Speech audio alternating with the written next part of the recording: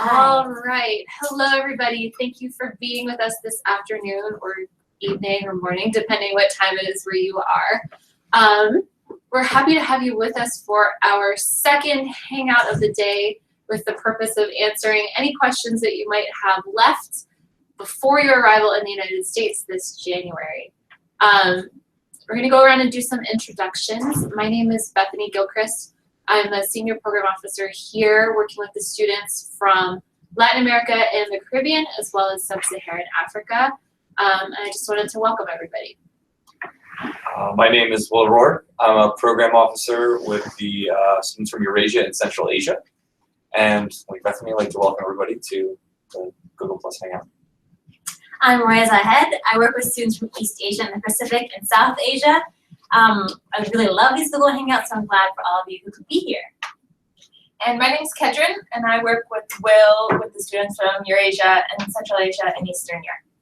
My name is Patrick, and I work with Bethany with the students from Latin America and the Caribbean. My name is Lauren, and I work with Roy with students from East Asia and the Pacific and South Asia. Welcome, everyone. And hi, I'm Amy Reed, and I'm filling in for Amy Fisher-Bruley. I work with the students from Near East and Asia. Hello, I'm Clara. I work with the students from Africa and Near East Asia. Welcome to the Hangout. So like I said, the point of our call today is to hear any questions you have remaining prior to your arrival in the US. If you look at the right-hand side of your screen, there is a group chat box. I know a lot of you are already using it. Thank you for signing in and starting the conversation. We're going to be going through those questions one by one. You do have to be signed in order to type to us there. So when you think of something, feel free to write it in the chat window. And we'll go through the questions in order. So I don't know if there are any to start. There are not any questions yet. No questions yet. Okay, so I hope you're all getting excited for your semester in the US, first of all. It's going to be a really interesting exchange. You're going to be ambassadors of your countries while you're here in the United States. And in turn, you're going to be ambassadors, informal ambassadors, of the US when you go home. So it's meant to be a well-rounded cross-cultural exchange that immerses you in US academic life, allows you to get outside of the university bubble as well, so volunteer on your campuses through community service, as well as a time for you to explore and see a little bit more of what the United States is about. So before you arrive, in the next couple of weeks, we are going to be sending you arrival details, a specific message that has your flight itinerary, as well as instructions for when you get to the airport, what you're supposed to do and who is supposed to meet you and what happens next. Shortly after your arrival in the US, we're going to be doing another orientation with you. We call it our virtual arrival orientation, where we'll walk through a lot of your program documents and program requirements, so that you understand exactly what's going to be going on during your Global UGRAD semester. So thinking about that virtual arrival orientation, we're going to cover things like academic requirements, community service requirements, program expectations, travel, money matters. If you guys have any questions about anything like that, we're happy to answer it now. Again, we'll also cover a lot of that in our call together in January after you arrive. Any questions yet? Yeah, we have several questions so far. So our first question is, do I have to carry my passport everywhere with me as a form of ID? It's a good question. So when traveling to the United States, we highly recommend, and as you'll see in your arrival email, we do say that you probably should you should not pack your passport with you. You should have it with you on hand when you're traveling to the airport. When you get to campus, usually it's a wise decision to make a copy of your passport. That's nice just in case if you are traveling somewhere and you do forget your bag, or you set your passport down somewhere, that you will have a copy of it with you as you travel. You don't necessarily need it with you at all times. When I travel, I like to take a picture of my passport and email it to myself, so then I don't even have the chance of losing a copy. And we have another question. When will I receive my tickets? I'm guessing that means flight tickets, but please correct me if I'm wrong. Yeah, so Bethany had mentioned at least 1 week before your arrival in the US, so probably at least 2 weeks before you arrive, you'll receive an email called arrival instructions from your program team. In that email, we'll have your itineraries and including other important information about who's going to meet you at the airport in the US to take you to campus.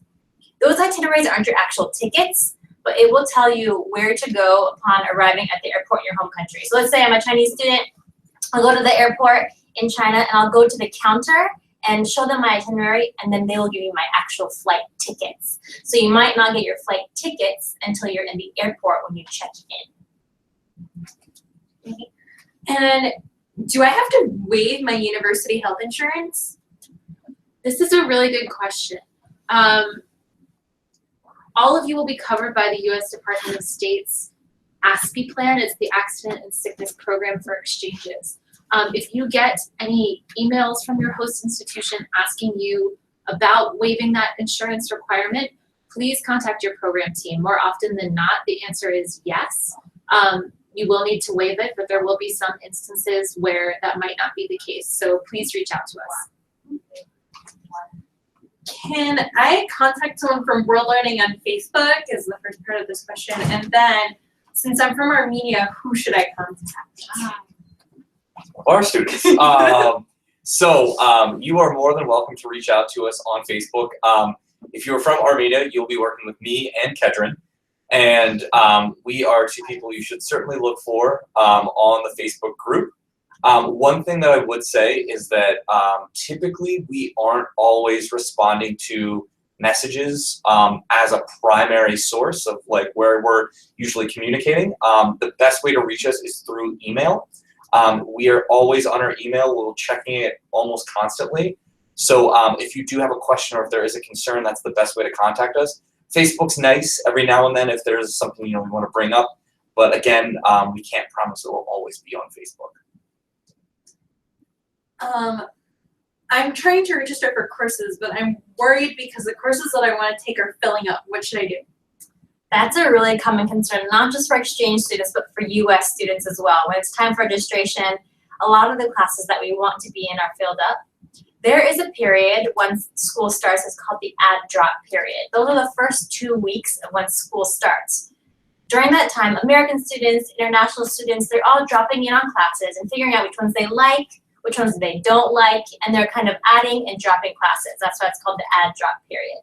So there's a very good chance that a class that you want to go, that you want to register in that's full now, might be open within that first or second week of classes.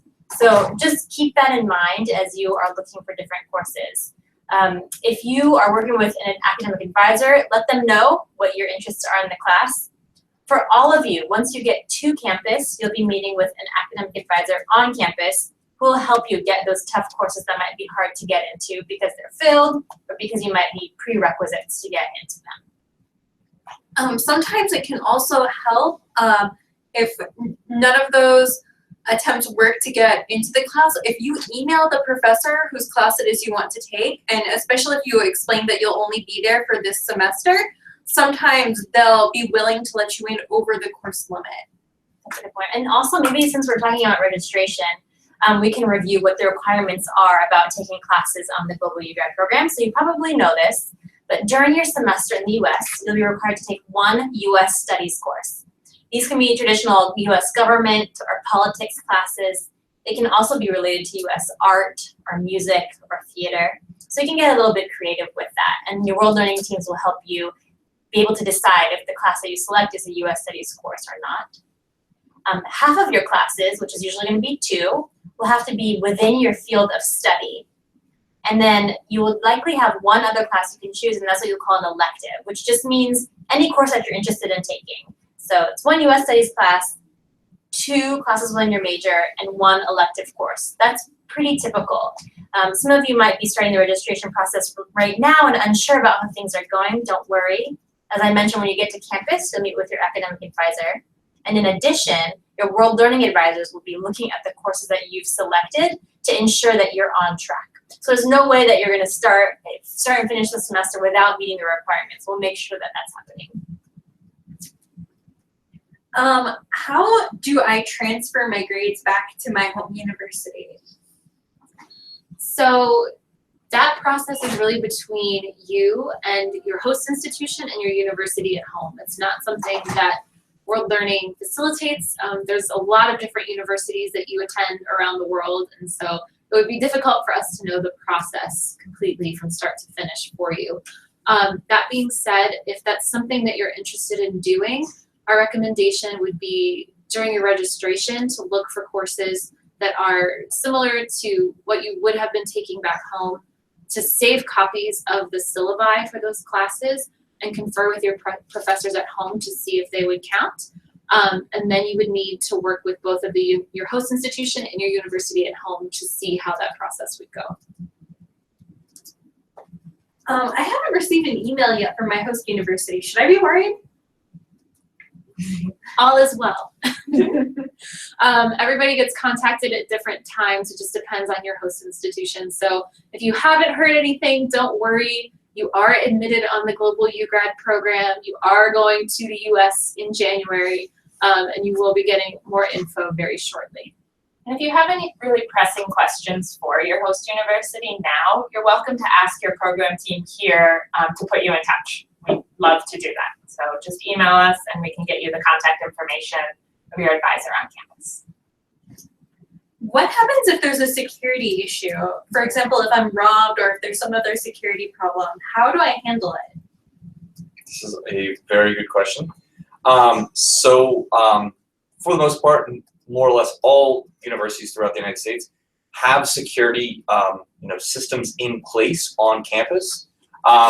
Most universities, some universities I should say, actually have their own university police department. There are things that you should certainly be aware of and you should certainly look out for. Certainly traveling in another country, there are safety procedures that are certainly in place that each university will kind of walk you through.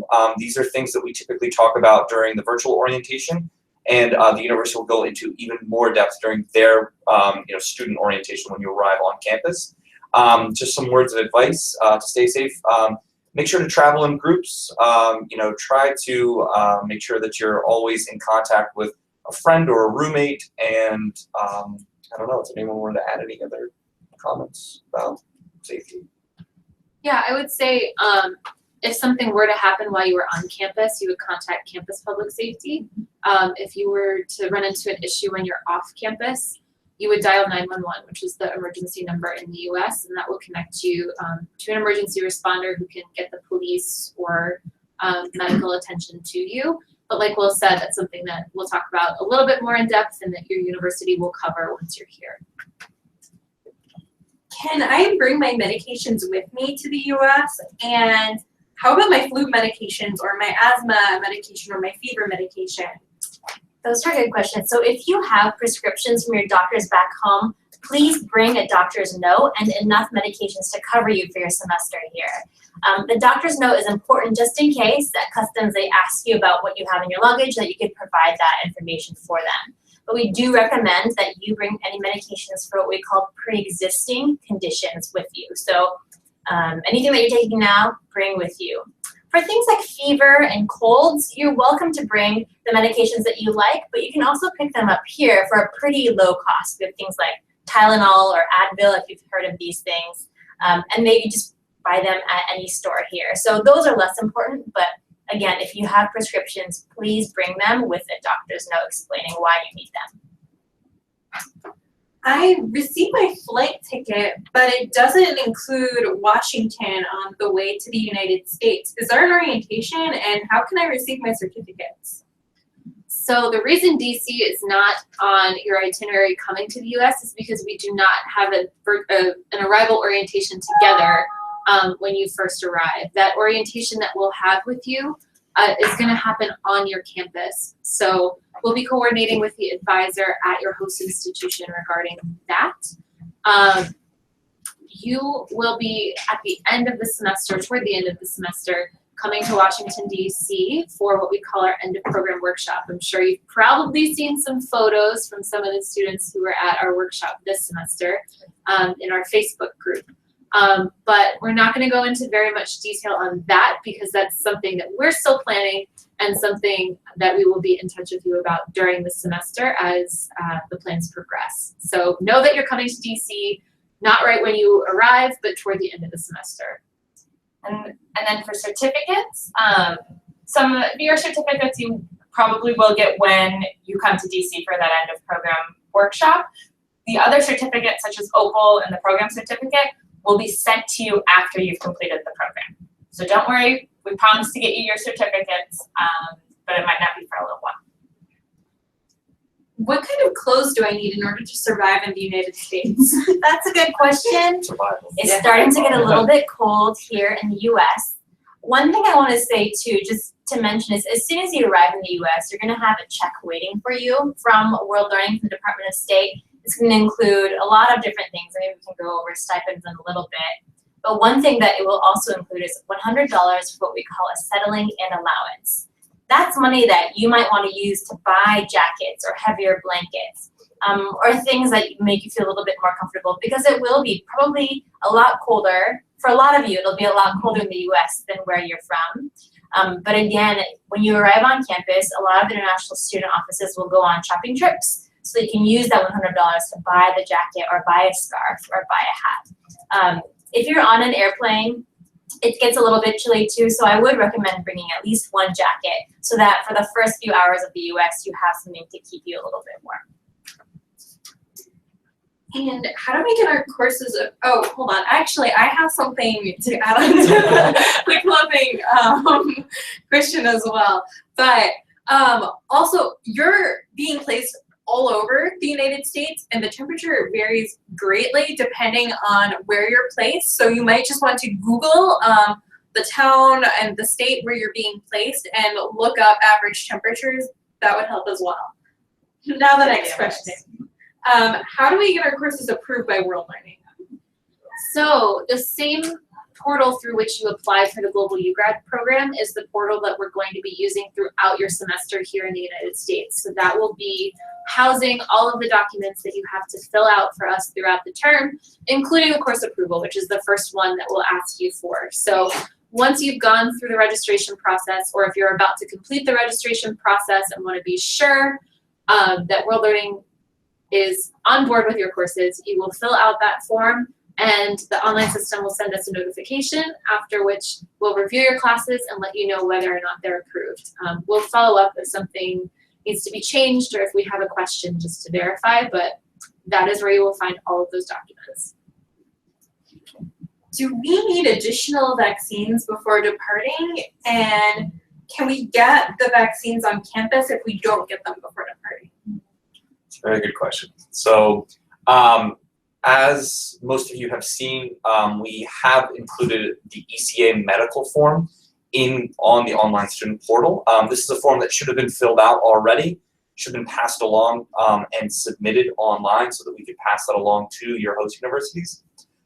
Depending on certain states and certain university systems, they do ask sometimes for additional follow-up or additional forms about specific vaccinations. I know just from previous experience that there are some vaccinations that are difficult to get abroad. We understand that, and we will certainly help you work with your host universities to make sure that you get those vaccinations or the required vaccinations or the waiver for those vaccinations when you arrive on campus. Something I would add to that is that the ASPE health benefit plan through which you're going to be enrolled, it covers the immunizations that are required by your university. So if you find when you get here that they're asking for something additional, you could use that health benefit card to get that immunization covered, minus a small copay that you might have to pay for the doctor's visit. But that's something we can cover a little bit more in depth once you get to the US. How can my family transfer me money once I'm in the United States? Well, that's a good question. One thing that we want to mention is the Global UGRAD program should be self-sustaining in the sense that you shouldn't need additional money. We can go a little bit over what you get. So in the US, as part of the Global UGRAD program, the State Department is paying for your tuition and your fees, anything related to your dorms and your meal plan. Okay, so those are all of the essentials. We also are helping to pay for your books. Anything that's required, we're gonna help you pay for. We will pay for you. So the only thing that you really need is just fund money, and we're actually giving you that as well. It's called your stipend. So each month you'll be receiving $300 from World Learning to help pay for the fun things, or the little extra things that you want. Maybe a poster for your room, or you wanna go out for dinner or go watch a movie. So you're gonna be getting $300 a month to do that. Some people are also able to budget really well and save that money to travel. So other than that, you shouldn't really need money for anything else. If your family wants to wire you money, once you get to the US, you'll be opening a bank account, and your academic advisors on campus will help you do that. And then you can work out with your parents if that's something that you want to do. But I do want to assure you that everything that you need in the US should be covered by this scholarship. And I think, did you mention the breakdown of the first track? I didn't. No. So once you arrive on campus, you'll be getting a check which will have a $100 settling in allowance, which you can use to buy things such as sheets, things to get your room set up. You'll also have your book allowance, so you'll receive $250 to buy your textbooks, and we'll explain what happens during your virtual arrival orientation once you get here if you spend more than that. And you'll also receive a stipend for the month of January. Yeah, in February, and February as well. Great. I'm from Panama, and I want to bring, okay, please forgive me, I learned how to pronounce this and I don't remember it, Turere. It needs yerba mate. Can I take it to the United States with me? So this is from Paraguay. So the tereré, you can bring it with you. You can find that tea here in the US. Depending on where you look, you might be able to order it online as well. I don't know if I would bring it through customs. If it's packaged, you can bring it through customs. If it's loose, then they won't let you bring it in. Yeah. So use your discretion when thinking about bringing stuff like that, but that'd be cool to bring. It's very cultural. Can I take courses that have a prerequisite? And do I need to submit a temporary transcript to my host university? So if you have the equivalent classes at your home university, you may or may not be able to get into a class that requires prerequisites. You would need to work with your advisor on campus about that. They'll probably ask you for an updated copy of your transcript that includes your grades from this past semester. So it's not a bad idea to bring that information with you if you think that that's something you might want to take. The second part of that question, sorry. The second part of that question is, do I need to take a temporary transcript to my host university? Yeah, I don't see why not. I think it'll be really helpful for registration. Yeah, I think it's a really good idea if you can bring your most recent transcript with you to the US. It's been really, really helpful for students in course registration. So if you can get your hands on one, please do that before you arrive.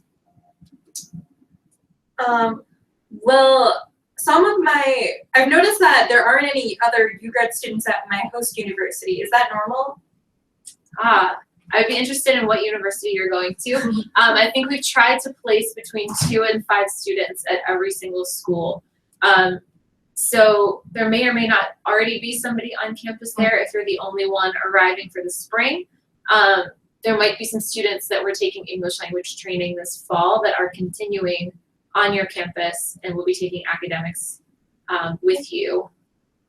So you shouldn't be alone, but if you are, it's okay. It's not that unusual. You just have more opportunities to be a program representative on your campus. Will my international credit card work in the United States? It really depends on the credit card and the bank that you have in your home country. It's definitely worth calling your bank and asking.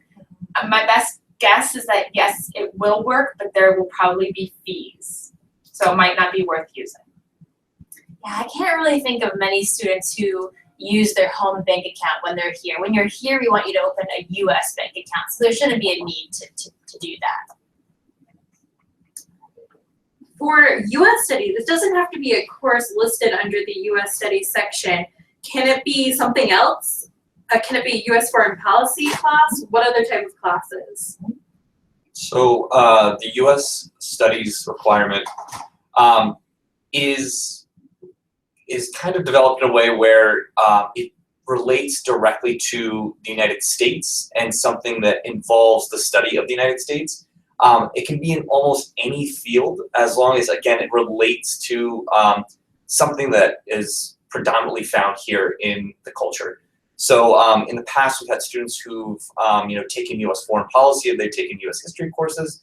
We've even had students who've taken jazz classes, who've taken modern American dance classes, things that are a wide scope and a wide range of different types of themes in American culture. Should my campus advisor contact me before I depart?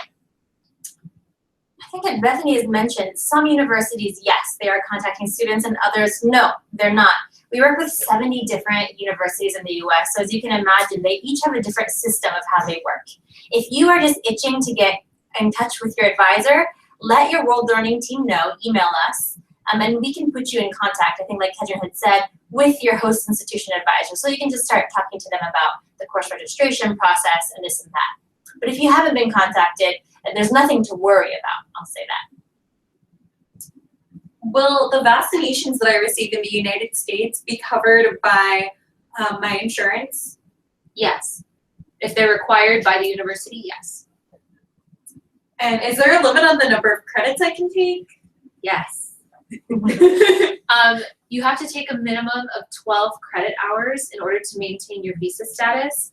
We try to cap all Global UGRADs at 15, but that amount will depend on the host institution you're attending and the agreement that we have with that host institution, the financial agreement. So more often than not, plan on taking 12. We'll leave it there. A big piece of advice that a lot of UGRAD alum give, I've heard them say, is that they advise people not to take too many classes because there's so many other things that you're going to be involved in. And while we realize that you're all students and academics is your focus, this is also a cultural exchange. And we want you to be able to enjoy it as much as possible outside of the classroom as well as in. Yeah, you'll be doing community service, going to basketball games. Springtime in the US has different holidays, you'll be traveling. So we want you to have a full experience, not just inside the classroom, but out as well. And you might also find that a course in the United States requires more work than a course would in another country. The US academic system prioritizes a lot of reading, a lot of essay writing, particularly for you art students out there, a lot of take-home homework. And so you might find that you have more work than you expected for your few courses. I missed the TB skin test in my home country. Can I get that once I arrive in the United States? Yes, if it's required by your host institution, yes. Hi, I'm from Montenegro. Can I bring rakia, the national drink of Montenegro, with me? No, you cannot bring Rocky with you. One thing that we definitely say about this is that we're very happy and we really want you to share your culture. However, bringing alcoholic beverages or bringing anything that would be construed as not very program friendly is discouraged. Again, we want you to abide by the rules and regulations not only of the program but of the United States. Again, we want to reiterate that the drinking age is 21 here in the United States. So please, we discourage you from doing that. How much is the monthly stipend? So the monthly stipend that was mentioned before is $300 per month.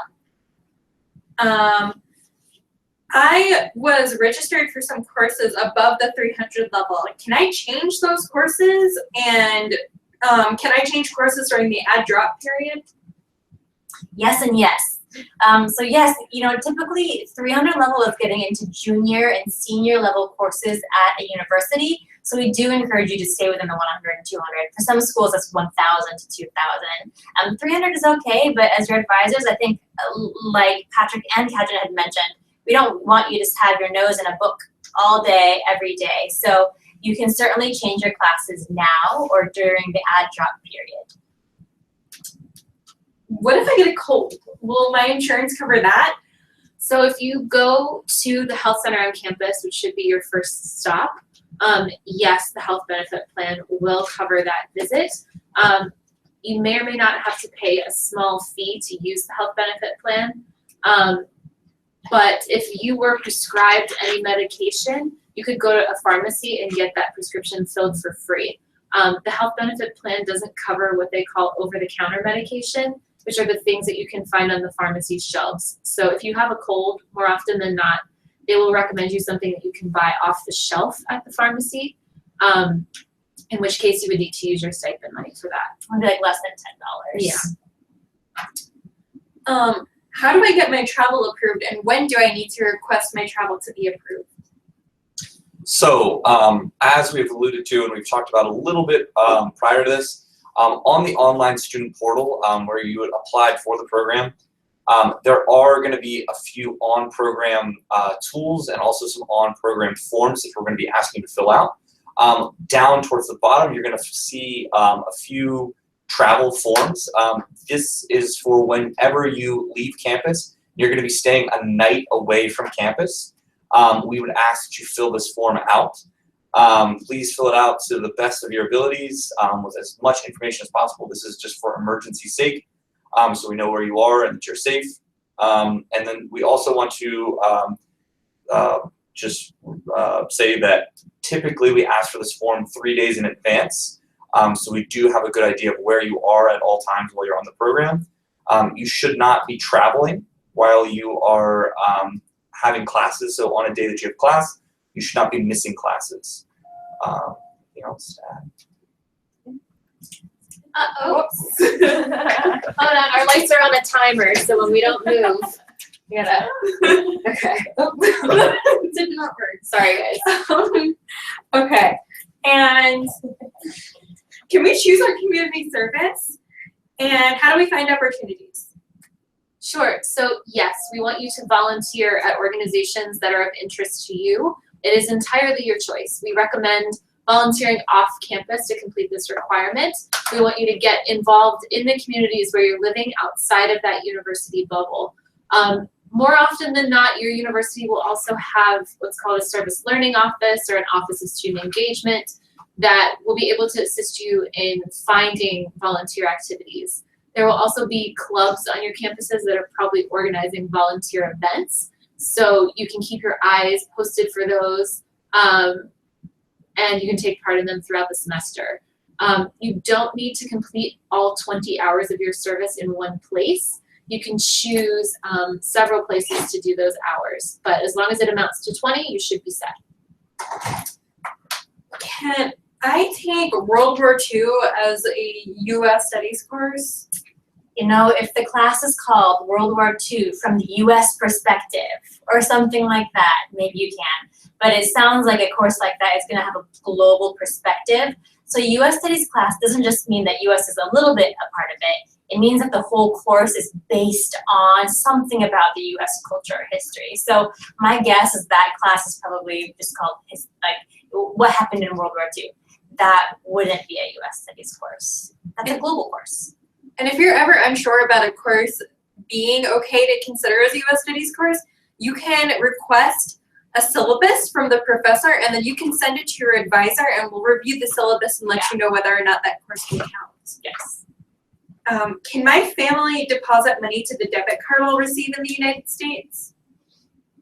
So Roya mentioned this a little bit before. The answer is yes, they can. The bank account that you open will be your bank account. We'll need the info to deposit your stipend, but otherwise it's yours to control. The money that we're giving you, that $300 a month, should be enough for your expenses while you're here. But that being said, yes, if that's something that you're interested in or able to do, yes. And when you go to open the bank account, you can ask the bank teller what the best way for your family to transfer you money is, because they might have some recommendations. My major is environmental engineering, and all the courses are between the 300 and the 400 level. I wanted to register for courses from environmental studies instead of engineering because those courses are also similar. Is that okay? I would say talk to your program team. Probably yes, that should be okay.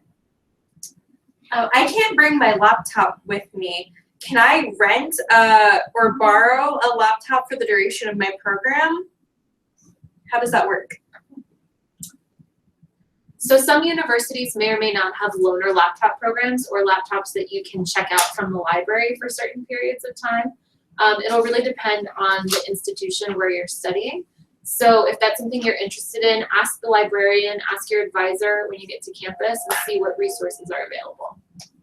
Yeah, and if you don't have a laptop, they all have computer labs that you can go to and use the computers there. That for sure is available.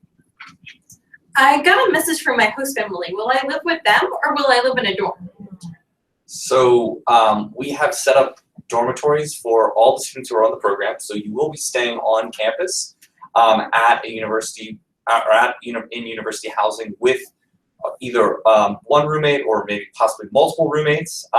However, a lot of universities, what they'll do is set up a friendship family program, which is basically a way for you to interact with a family that lives nearby the campus or lives in the town where the campus is located, and it gives you a great kind of exposure and experience to see what life is like in the United States outside of the university campus. Yeah, so I don't know if you are a student going to ETSU, but that's a school where you're going to stay with the host family for the first 2 days, just until the dorms open. So there might be some exceptions like that, where you're going to be staying with your host family for just the first night or your second night on campus, so they can just show you around town. But like Will said, you'll be living in the dorms. And I'm seeing a few very course-specific questions. For those questions, you can email your program team and they'll look into your case individually, since those are very specific. Which holidays are in the spring semester? Well, some of you might be here before Martin Luther King Day, which would be a long weekend at a lot of schools. Some semesters don't start until after that. There's President's Day weekend, which is in February, which is generally a long weekend then.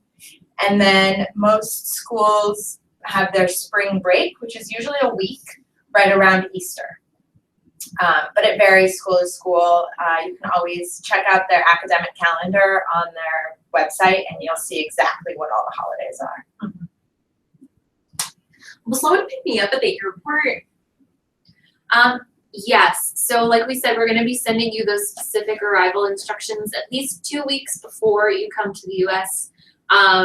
If there isn't somebody picking you up in those arrival instructions, we'll include detailed information on how you can meet your transportation that will take you to campus. Will the Global UGRAD program pay for non-book supplies?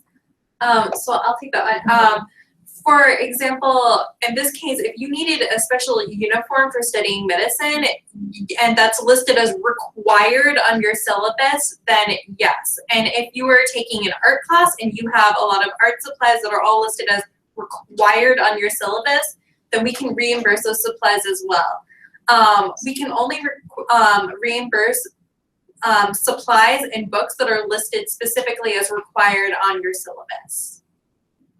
But for things like notebooks and pencils and paper and folders and that kind of stuff, that is what your stipend money is for. Great questions, everyone. Yeah, you guys got good ones.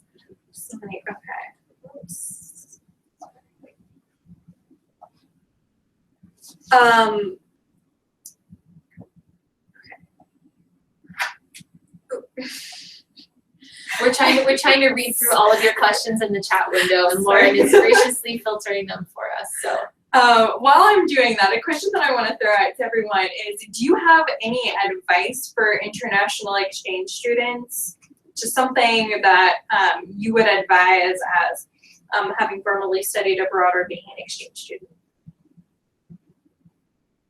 Sure. So the piece of advice I always like to give people is to be patient, both with yourself and what you're going to be going through and adjusting to the United States and the new academic system that you're going to be dealing with, but also with the people around you.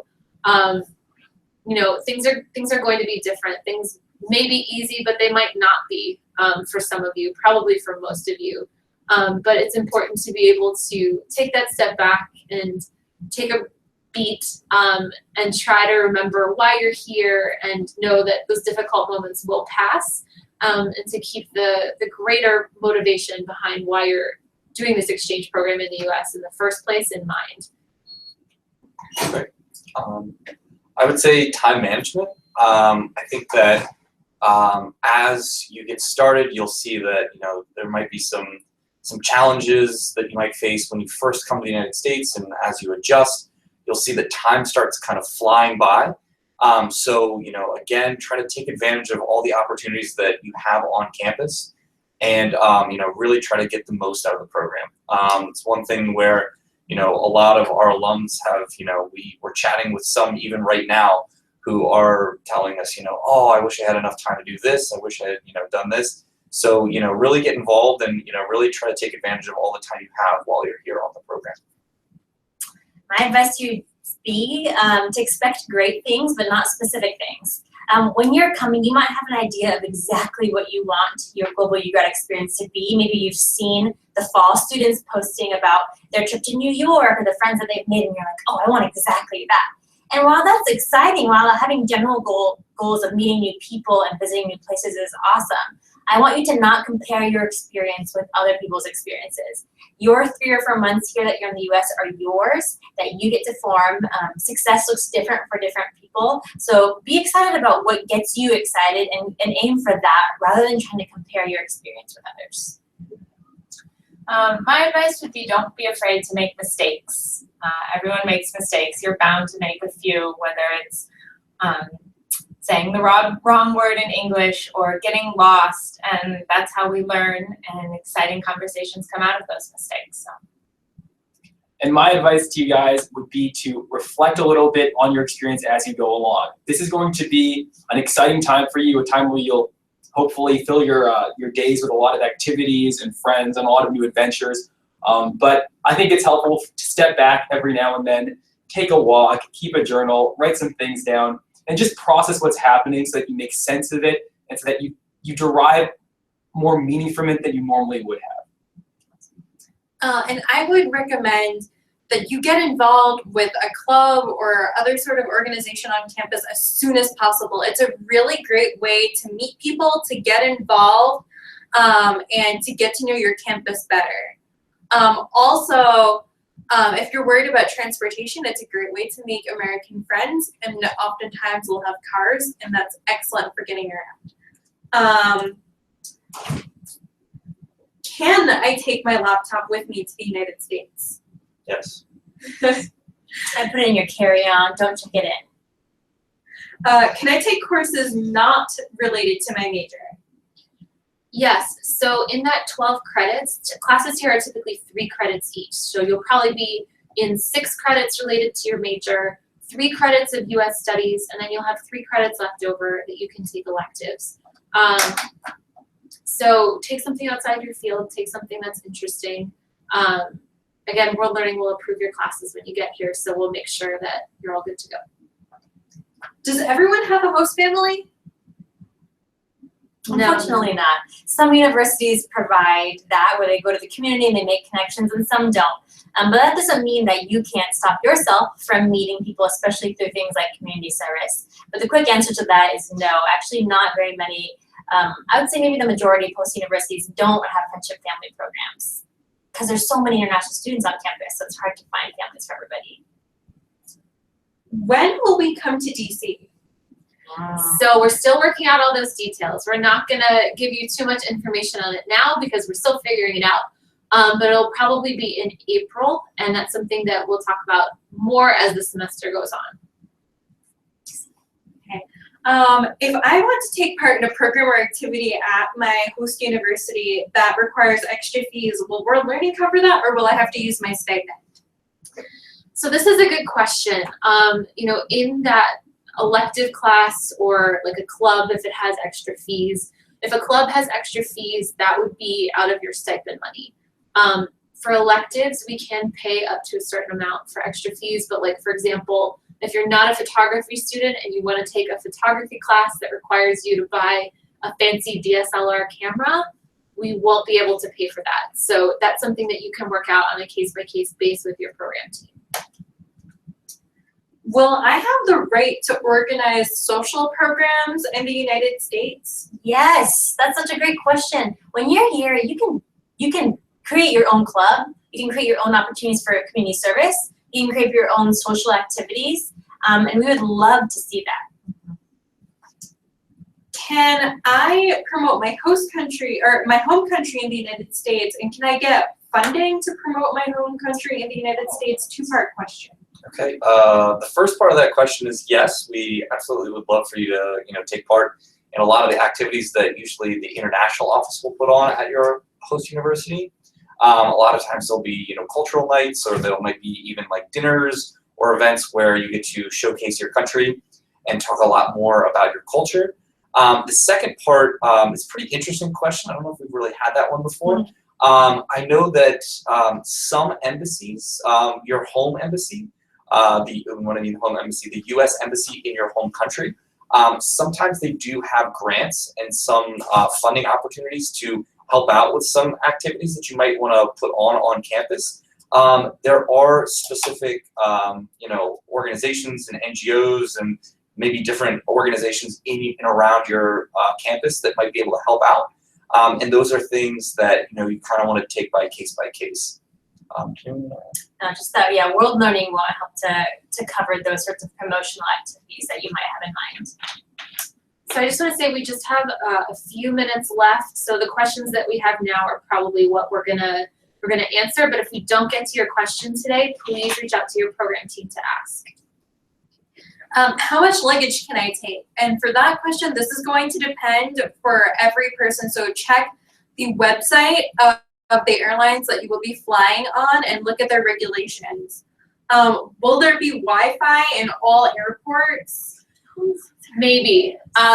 It'll depend on the airport that you're going through and the different connections that you have. I think most airports in the U.S. do have Wi-Fi, but you'll be able to check when you get there. And once you are in the U.S., if something happens while you're in the airport and you miss a connection and you need to contact us, first of all, in your pre-departure packet that we sent to the U.S. Embassy in your country and it was given to you, there's a Zaptel card, which is a phone card that you can use to call us from most places in the world. Once you're in the U.S., if, say, you don't have that Zaptel card money anymore, people are really receptive to letting you borrow their phones. So if you need to contact us and there's somebody you're sitting next to in the airport, you can ask them if they don't mind if you borrow their phone to give us a quick call. Can I volunteer more than 20 hours? Yes. Will the gym cost money? That's the great thing about the campuses here. A lot of the fitness centers are, although all of them are free, they're part of your tuition that World Learning, the State Department, is covering. In addition to just using the gym, a lot of them have free classes. I don't know if you like Zumba or yoga or what are other activities that they'll have, karate courses, and a lot of those things are free. So once you get on campus, check out what activities they have for you because oftentimes they're free. And can I get an extra stipend to go to a cultural activity such as a museum or music festival? No, that might be a holdover from previous iterations of the Global UGRAD program, but no, that is not part of the program this year, so that's what you should use your stipend money for. And I just want to say again, like for questions about credits and courses, please email your program team and they can help you with that information because also oftentimes that is very case-by-case specific. Those are the last questions that we have. Awesome, right on time. All right, well, thank you everybody for coming today. We hope This has been a helpful experience. We've answered some last-minute doubts that you've been eager to learn about. Like we said, if you have further, oh, that's the room kicking us out. If you have further doubts that you're thinking that you might need to get clarified, please reach out to your program team. And if not, then just keep an eye out for that email in your inbox with your arrival instructions, which will be coming very soon. See you soon. All right, Happy thanks, guys. Bye. You gotta get my go. Yeah. Check it out.